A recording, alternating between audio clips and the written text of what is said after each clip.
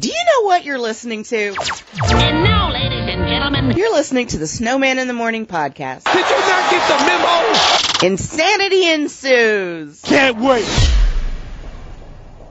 The ACC Big Ten Challenge was going on, and, well, I don't quite know how to put this. But I guess I better say it as honestly as I can. Watching both Iowa and North Carolina last night, as well as Duke and Illinois, the ACC got punched in the mouth and kicked in the teeth. And I'll start with North Carolina. Knowing they have to face the preseason player of the year in Luke Garza, I said yesterday that Carolina, being a long ball club in terms of height, in terms of length, need to surround him. I didn't count on Iowa making 10 threes in the first half. Silly me. I mean, Iowa shot the lights out last night. Even though Carolina came all the way back from 15 down, grabbed the lead at 68-67, midway through the second half, Iowa had an answer and said, you know what, okay, no problem, and ripped off 8 in a row, and Carolina couldn't recover. They've now lost 2 in a row. I don't want to say here we go again in terms of what happened last year. I don't want to see that happen again. They played Texas tough before they lost, and that was the Maui Invitational that was played in Asheville. Now you got the ACC Big Ten Challenge, and I'm saying you got that out of the way with the third-ranked team in the country, the Iowa Hawkeyes. I haven't been able to say that sentence in a while. And Luka Garza had a slow start. He only got 6 points in the first half. He wound up with a double-double. He put some moves on North Carolina's bigs that I hope they took lessons. They took lessons and learned.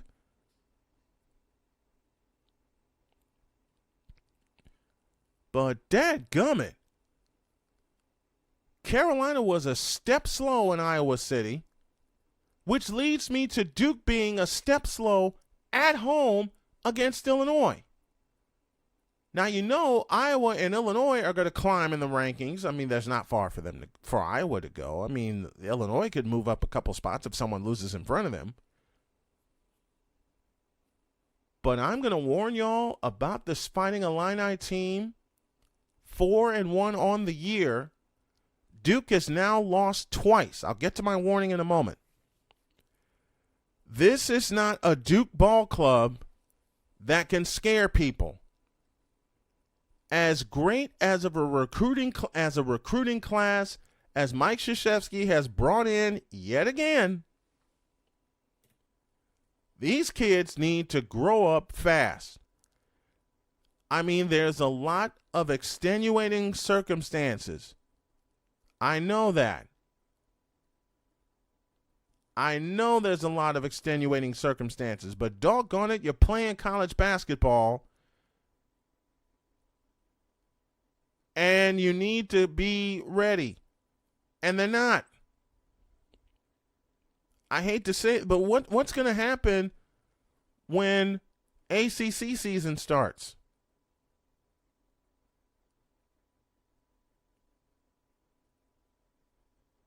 What's going to happen when it's go time in conference play?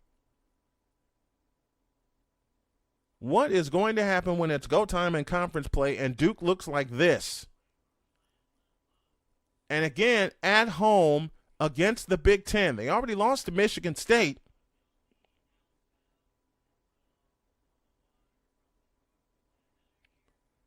And now they get blown out 81-68 to Illinois. That's the thing with both losses last night.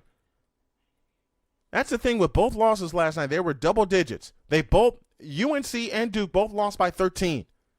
93-80 in Iowa City and 81-68 at Cameron Indoor Stadium.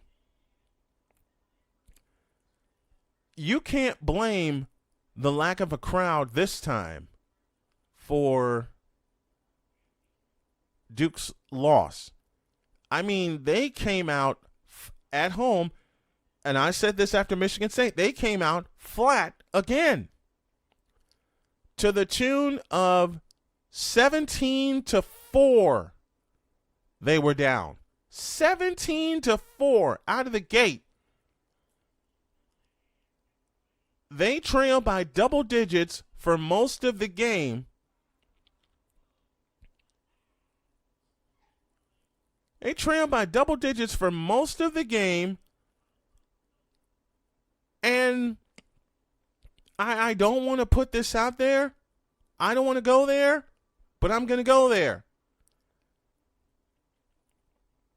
It seemed like after halftime, Duke just quit.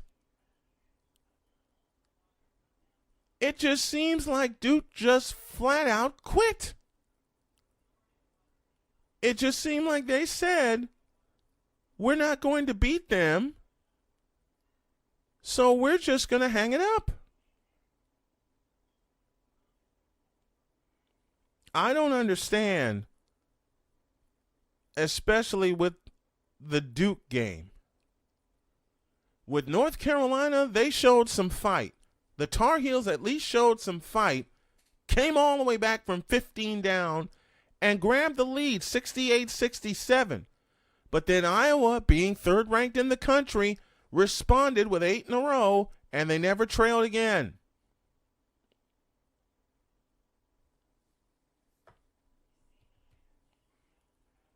With these two teams are such night and day, it's not even funny. They are just night and day.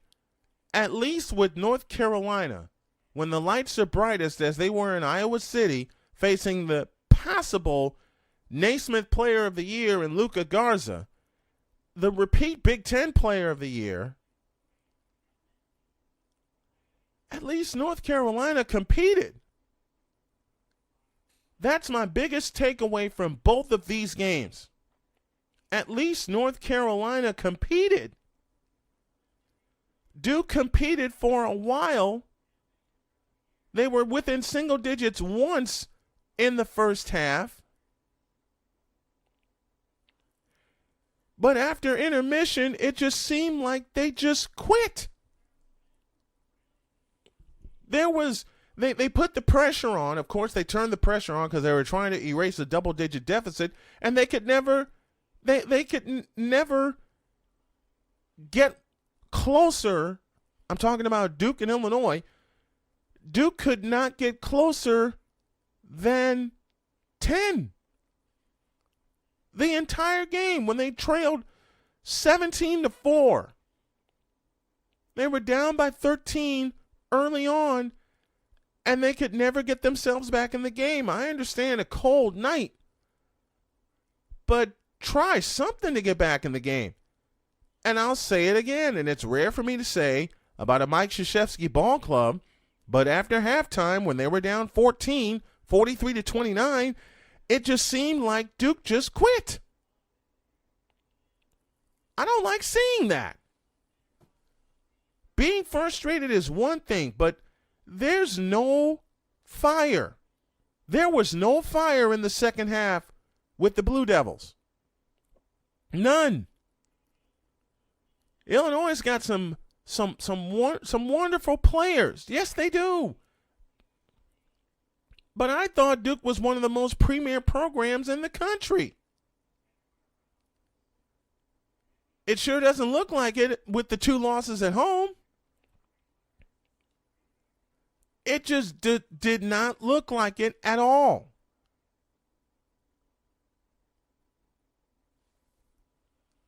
I hate saying that, but I'm going with what my gut saw and what my eyes saw. I hope I never have to repeat that sentence again when it comes to the Duke Blue Devils this season. But for me, the entire second half, it just seemed like Duke just quit. I hate seeing that in competition. Back in the deuce. Beamer Tire and Auto Repair, now with 3 locations across the Triad in High Point, Greensboro, and our new location in Kernersville. Beamer Tire and Auto offers full-service auto repair, all tire brands, free alignment checks, oil changes, and more. In Kernersville, check out the no appointment needed Quick Lube shop. Check out their thousands of 5-star ratings via Google and Yelp. They care because they know that you can go anywhere. So try a shop with a beating heart, not a bottom line. Beamer Tire and Auto Repair. Visit us on Facebook or at beamertire.com. All right, time to keep this show rolling as I welcome Conor O'Neill to the program. You can hear him on the show every week and follow him on social media at Conor O'Neill, N-O-O. What's going on, buddy? Not much. Trying to cover a football game and hoping we get to Saturday. Yeah, I understand that.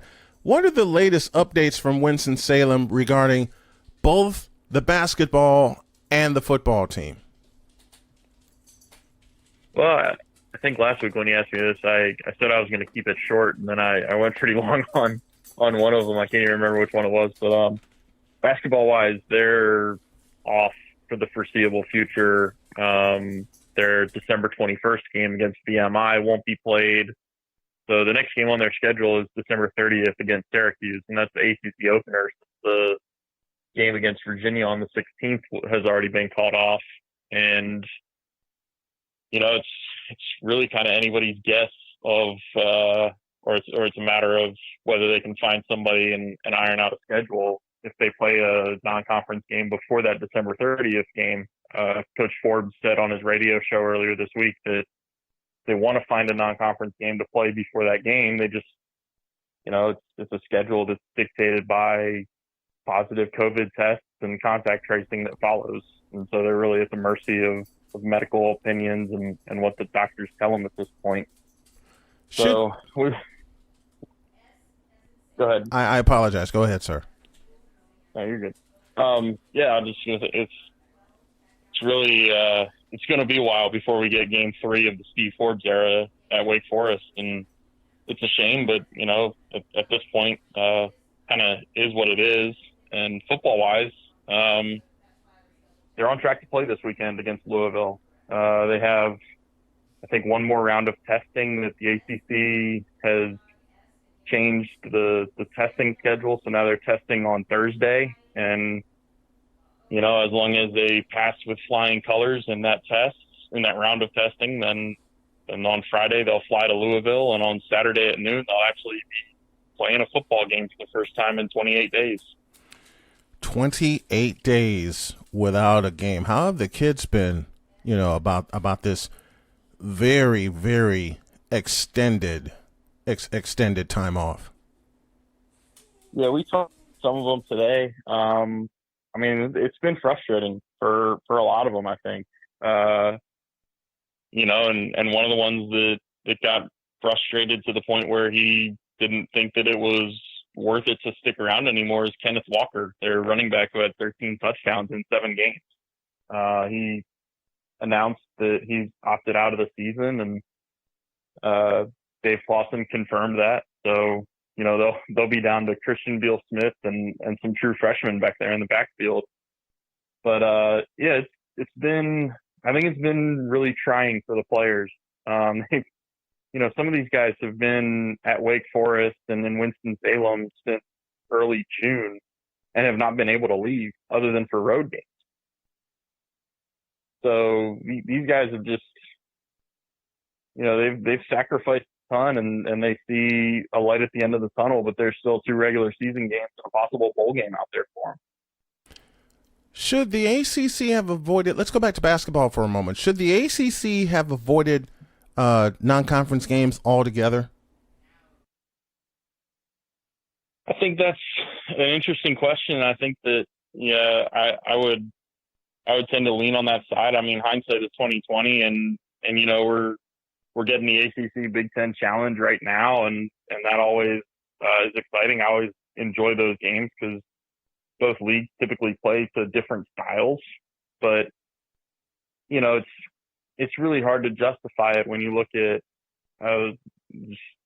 I think 3 of 15 in the ACC are shut down right now. Don't know off the top of my head if any Big Ten programs are shut down right now, but yeah, it just seems like playing non-conference games in basketball was always going to be like throwing darts at a dartboard. It's hit or miss, and I guess the ACC sees it as a win if you can play 70 to 80% of the non-conference games on your team's schedule, and that's one way to look at it. And I might be in the minority here, but I don't think that's the right way to look at it. But that's what they're doing. There's no arguing with it at this point. Back to football. Should Wake play in a bowl game if they're invited? I think so. I think that bowl games, whatever bowl game is out there, the bowl games are going to be like the ultimate rewards. We always go through this every year, even in the normal years, debating how much the bowl games actually mean, how much it means to go play in Charlotte on December 29th against another, 6-3 Big Ten school or whatever it would be that year. And, it's always brought up in the normal years that like the bowl games are fun. They're not, 3 grueling weeks of practice where they're finished with finals and all they're doing is football 24/7 for 3 straight weeks. It's really a fun time, and it's really a developmental time for the young players and programs. And I think this year you throw in the fact that a bowl game really is going to feel like a reward to some of these kids. Mm-hmm. And it's kind of at the point where if you've made it this far, you should at least be able to get your bag of bowl swag, get your free stuff, and be able to go out there and play on a bigger stage than what you've been playing on all year. And, I can't fault any player that would want to play in a bowl game, even more than regular season games at this point. I wouldn't fault them either. I'm sure there are a few that want to just, fast forward through whatever regular season they have left to play the bowl game. Yeah. I can't fault them for wanting to play in a bowl game either, especially in a year like this where everything is so backwards. Everything is so upside down that any game that the kids could get in, A, is a reward there, and B, the biggest one, which is the bowl game at the end of the season, that's another big reward for them. Get the bag of swag, get a chance to play in a bowl game to earmark your season, because in a season like this, with everything that has gone a little bit right and a lot wrong, you need those earmarks. Yeah, and you need to be able to keep kids interested. I mean, if you're playing out the season to see if you finish 6-3, 5-4, or 4-5 in Wake's case, you do need a bowl game. It remains to be seen how many games in these next 2 weeks Wake has to win to get to a bowl game. That's a whole other issue. But yeah, I mean, it's I hate to say it because of where we are health and safety wise as a country and where we're trending, but I do think we need bowl games. Yeah, I absolutely agree. We need bowl games. It's already been announced that the Rose Bowl won't have any fans in it, and that's going to be weird because I'm so used to seeing 100,000 people in the Rose Bowl in January. The Pinstripe Bowl at Yankee Stadium has been canceled. The Holiday Bowl in San Diego is gone. How do you think, how many more bowl games do you think will bite the dust before we actually get one played before the playoff? And I think there's only been one announcement in the past 5 days or so, and that's actually kind of surprised me the way they were kind of dropping off the board there. I think you shouldn't be surprised if you see another, somewhere between 2 and 10 fall off. Yeah. I think right now we're somewhere in the 30s. I don't think we've sunk into the 20s yet with how many bowls there will be, but I can't imagine the last bowl that has announced it will be the last one. Like yeah. I can't imagine a circumstance where there aren't more of them. I can't imagine that either. Conor O'Neill joining me here, talking all things ACC, mixing in a little bowl talk as well. Follow him on social media at Conor O'Neill, NOO. Which conference would you rank as the top conference this year? The Atlantic Coast Conference or the Southeastern Conference? You got to say it's the ACC at this point with two CFP top 4 teams. You're looking at a scenario where typically only seen this in the SEC where the loser of the conference championship game is, if it's the higher ranked team, they're still likely to be in the college football playoff in the Final Four. I'm talking about Notre Dame. And that's rarefied air in college football. That's typically only you see that if, Georgia beats Alabama in the SEC championship. So, yeah, I think it's got to be the ACC based on the strength of Notre Dame and Clemson. And, you can make the argument all you want that Texas A&M, Florida, and Georgia are a stronger 2-3-4 than whatever the ACC's 2-3-4 are, because you've got to include, the 3 and 4 for the ACC or Miami. At this point, North Carolina, and that's not quite as strong. But I think at the top, it's too heavy of a crown to say anything but the ACC. Yeah, it's too heavy. It's like you said. It's way too heavy right now. If when Clemson and Notre Dame play for the ACC title, do we see them go at each other a third time? And that, of course, would be in January. I hope not. That would just be so boring. I'm not sure if there's ever been a college football season that I can remember where teams have played each other 3 times. It almost rarely happens in basketball now that you have so many diluted conferences and you only have teams playing each other once in every conference. I can't imagine that happening in football. I can't imagine that would be what the CFP wants. It is made for television. Like we have the 14 playoff because of TV, and I can't imagine TV would all of a sudden make the decision that we need to see these teams play a third time instead of giving us some kind of matchup where they're playing each game. Yeah. I guess it wouldn't surprise me, but yeah, I'm really hoping that does not play out that way. Yeah. And I said after the first time those two played in South Bend that it would be that it's the first of 2 and possibly the first of 3.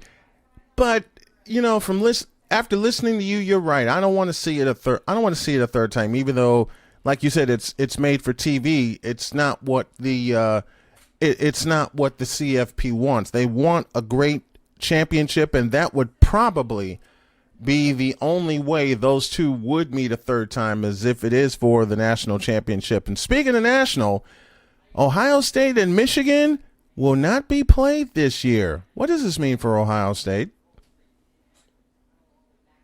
The Buckeyes have to find themselves a game for Saturday and quickly. They've got to play games to, I think, justify being in the CFP top 4.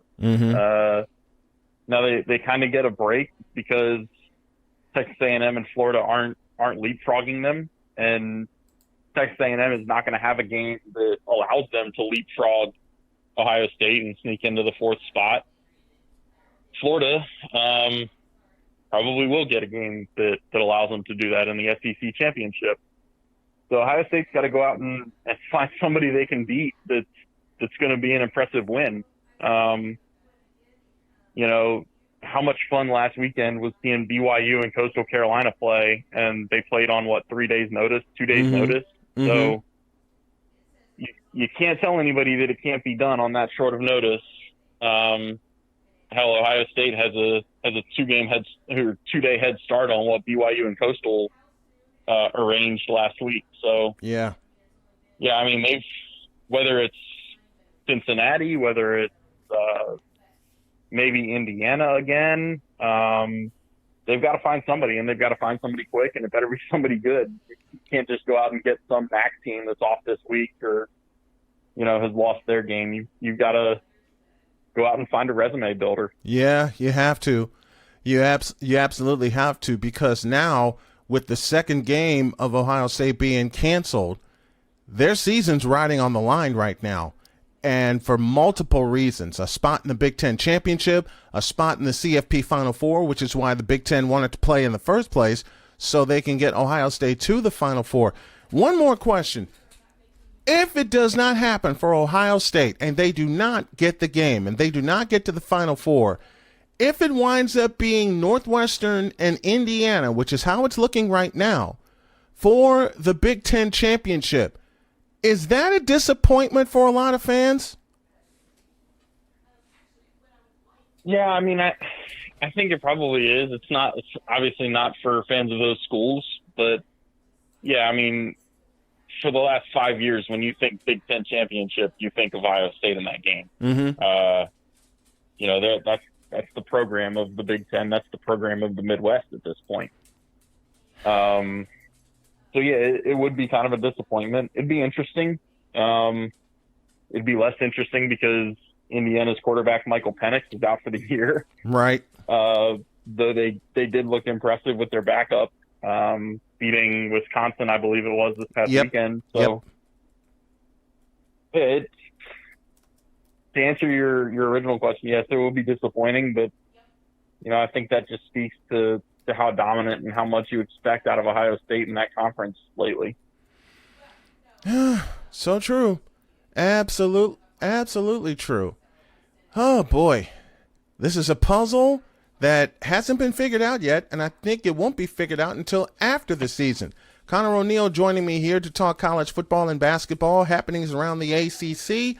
Follow him on social media at Conor O'Neill, NOO, and you can hear him here on this program each and every Wednesday. Always a pleasure to have you on, my friend. I appreciate it. Thank you, Brian. Stick around, folks. We got more. Snowman in the Morning, back in a flash. Hey, everybody, this is Brett Wiseman, host of The Score with Brett Wiseman on Tobacco Road Sports Radio and TobaccoRoadSportsRadio.com. Join James Wilson and I each week, 10 a.m. Saturday mornings, as we take you through national sports, local sports, as well as our Tobacco Road Roundup, in which we do local coverage of your favorite college and professional teams. Every Saturday morning, 10 a.m., me, James Wilson, be there, TobaccoRoadSportsRadio.com. The Score with Brett Wiseman. Saturdays at 10 a.m. on Tobacco Road Sports Radio. Now, being from Chicago, and watching as much football as I have over the years, I have seen my share of great linebackers. You know, Mike Singletary, Brian Urlacher, Lawrence Taylor, and the like. Well, the young man that I have on the Beamer Tire and Auto hotline, 4-star rated by Rivals, 7th rated outside linebacker in the country. He's committed to the Tar Heels and ranked 99th overall for the class of 2021 from Glenn High School in Kernersville, North Carolina. Hey, Triad, why don't you stand up for the one, the only RaRa Dillworth. He joins me right now. How are you, my man? Great to talk to you, and congratulations on your choice of going to North Carolina. Appreciate that, man. I'm doing good. Good to have you on the program today. Tell me about the recruitment process. You had over 30 offers, including Alabama, Appalachian State, Auburn, and Georgia. What was the biggest factor or factors that led to you signing with Mack Brown and the North Carolina Tar Heels?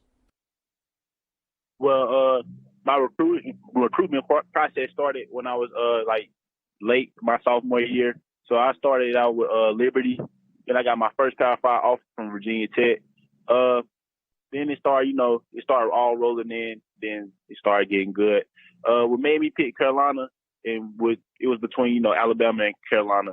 I chose Carolina because, I got a Hall of Fame coach at home and a Hall of Fame coach in Alabama. Why not stay home and play for my state? I love it. He's building a monster, Mack Brown is, at UNC with his past few recruiting classes. Your teammate, Javeri Ritzie, will be joining you in Chapel Hill as well, another 4-star player at defensive end. But you committed a few months before Javary did. Did you guys have conversations about linking up together at UNC before he committed? Yes, sir, we did. We had, we had many talks of playing with each other from going to high school and then going to college, but we never forced it on each other. We never we got to play with each other. We always made we all made each other, feel like we pick our own decision. And then it just came down to it. We came together.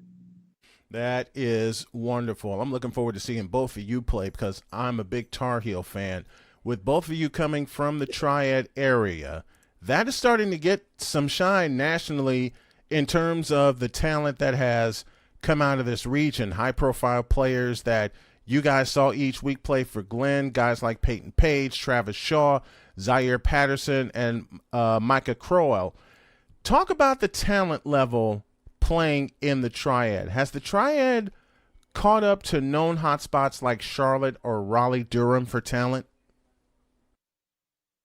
I would say yeah, because we all going big places. We all show our worth on the field and in the classroom, and I feel like we picking up with our talent and competition in the Triad. We catching up to Charlotte and it's getting close. Many top players like yourself decided to enroll early in school once the NCHSAA moved high school football to the spring with no guarantee that the season would be played at all. How hard was it to decide to forego your senior season at Glenn to enroll at UNC? Well, it wasn't very hard, but it was at the same time. It was just I have a big opportunity, going into Carolina. I have, I can finish college with a 3.5 years and, go to the next level. And also I can have a chance, to get started early, with the football and academics. So it wasn't that hard because I could see myself, doing better in the future if I did do that. Four-star outside linebacker RaRa Dillworth joining me here on the program. How good do you think the Glenn team would have been this season if COVID hadn't happened? I think we would have won the state championship, and I'm not lying about that. I think our defense, was a big part of the, Glenn football team, but our offense, they was young, and we started helping them pick up, and we, gave them advice, and then they started to catch on. So I think we would have been a state championship team. Wow. Talk about aspirations. I love it. I absolutely love it. Talking with RaRa Dillworth here on the program. What was your most memorable game at Glenn, and what will you miss the most about your high school career as you move on toward a bigger stage? I would say my biggest game was, Grimsley. That was my last game of my high school career. And, I played real big in that game, finished with 25 tackles. And, we played as a team and we did what we had to do, but we didn't come out with a W, but it was still a hard fought game. And I think, I love Glenn. I appreciate my head coach because he helped me through all of it. And I appreciate, Coach Alexander, Coach Vaughn, and all them other coaches, Coach Green, because, they the one, I came in as a little freshman, and then they made me who I am today, helped me who I am today. So I appreciate that. Did they assist at all in your decision to forego your senior year? Did you get counsel from them at all? Well, my coaches, they not them type of coaches that do my decision and, try to force me to go here and there. My coaches just said pick what's best for me and my family, and that's what I did. That's good. That's very, very good. Great coaches and great advice also. What are your thoughts on the state changing the subdivisions from 8 champions to only 4 starting in 2021, 2022? Is that a good thing or a bad thing for high school football in North Carolina? I think that's a bad thing because, some of these teams that's losing their, top players or, the key players to their team, that's going to hurt the little guys because, they haven't seen that stage yet and they used to, their bracket. And I think that would, hurt some teams and that would help some teams too because they still having their seniors that stand. But I think it's I think it's bad for, I think it's bad. I think it's bad also because it's like you said, some of the smaller teams won't get a chance to now see a state championship and get a chance to play in one of the 4 major college stadiums here, and it's not right. And I had a coach on yesterday who said something, and I want you to speak to this. It's not helping the kids at all, because nowadays the kids want to play for something, and taking those championships away, they won't get a chance to play for anything. It's just like they're going through the motions. Could you speak to that for me? Yeah, I would say that's correct, because some of these kids, they that's all they be wanting is a state championship and to play high school ball. And for them to do that, to shorten up, the state champions, I think that's bad, because some people won't be able to reach that goal. Not only that, the parents and the fans won't get a chance to follow them in their pursuit of a state championship. And you played football. I've been around football many, many years. How do the fans get to you guys and give you that extra push, especially either in the midst of a comeback or in the midst of a defensive ball game? I would say the fans have a big part, because if the atmosphere is good, you can go out and play good. And our atmosphere at Green was very, very good, and it helped us win a lot of games. Even though some of the games were close, it helped us get that little push to win that big game. Absolutely. And I've been around high school stadiums that have full houses, and just that roar, especially you playing defense. What's that crowd noise like? Like if you're defensively facing like a big fourth down against your rival with the game on the line? Well, I know when the crowd, when they go crazy, it get me amped up. So that'll give me, that extra push just to help stop the offense, and the defense will come off the field and have the offense to come on and do something. RaRa Dillworth from Glenn High School joining me, committed to the University of North Carolina. What type of team do you think UNC can be next year with the addition of yourself and other high-profile players to Mac's 2021 class? I think we could be a big team going into a college football playoff game, and, then leading to the national championship. I think we could be one of them teams because of the good talent, and, talent can't always do everything, but some kids that's coming in the 21 class with good work ethics and, ready to fight for the state and, help win a national championship. Your expectations for the Tar Heels going into next year? We talking ACC title, college football playoff? Yes, sir. I love it. I absolutely love it. This is RaRa Dillworth, outside linebacker from Glenn High School in Kernersville. Hey, Triad, show your support for this young man as he heads for Carolina Blue and Chapel Hill and the University of North Carolina. A pleasure to have you on, my friend. I know I'll be cheering you on next year. Appreciate it. Hey guys, it's Desmond Johnson, and I want to tell you about Retro King, the #1 sneaker boutique in the Triad. Buy, sell, and trade large selection of new and pre-owned sneakers. Latest popular releases like Jordan, Nike Air Max, Air Force One, SB Dunk, Foamposite, Off-White, Adidas, Yeezy, including apparel by Supreme, Bait, Cause, Champion, and much, much more. And the best prices in the Triad. Stop by today and check out their vast inventory selection, conveniently located at 1531 Haynes Mall Boulevard in Winston-Salem, beside Cookout, across the street from Walmart. Monday through Thursday, 11:30 to 6:30, Friday and Saturday, 11:30 to 7:30, and Sunday, 12 to 5. Give them a call, 336-999-7000. Follow them on Instagram at _retro_king. That's at _retro_king. Always look your best. Shop Retro King, the cleanest new and pre-owned shoes around. Period.